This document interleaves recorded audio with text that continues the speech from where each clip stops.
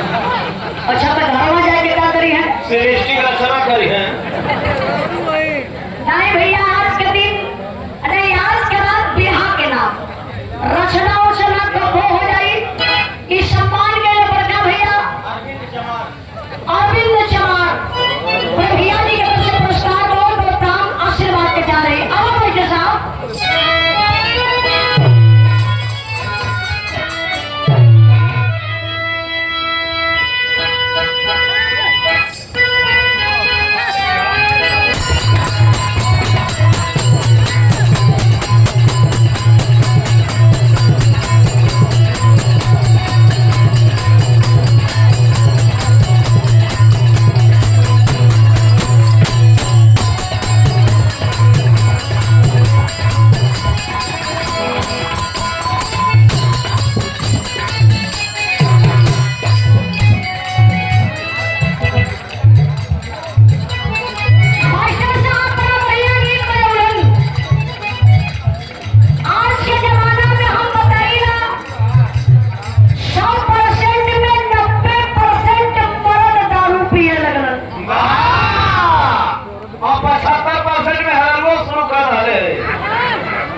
बात काटिया जरूर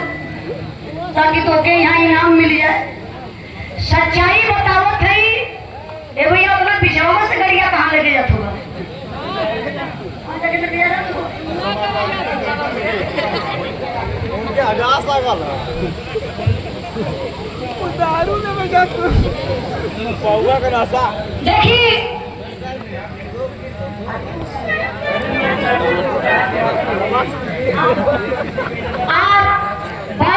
हम बतौली कि 100% में 90% मर्द दारू पिए लगलन। तो आप लोग बुरा मत मनिहा कि सबके हम बताओ थे कुछ लोग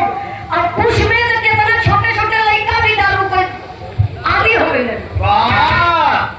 लड़का भी सीखे शुरू कर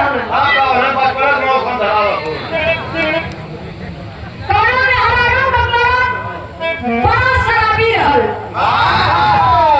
मेहररुआ रोज मना करे का ये सेंटुआ का पापा कौने जन्म का बिगड़ले हिला की तो से हमार बियाह हो गया। अक्सर मेहरारू की है कहानी जान तो का कहानी तोहरे साथे बियाह हो गल ए बंदर भैया का तला उजाला के देख बड़ा मटक मटक के काम चलावत हो आजकल हो भैया कहीं भागत होगा का भैया समझ हो गई क्या बात होगा देर भाग्य हो भैया भाई यार ए देखा हमरे राजेश भैया को पैसा लेना बोल दे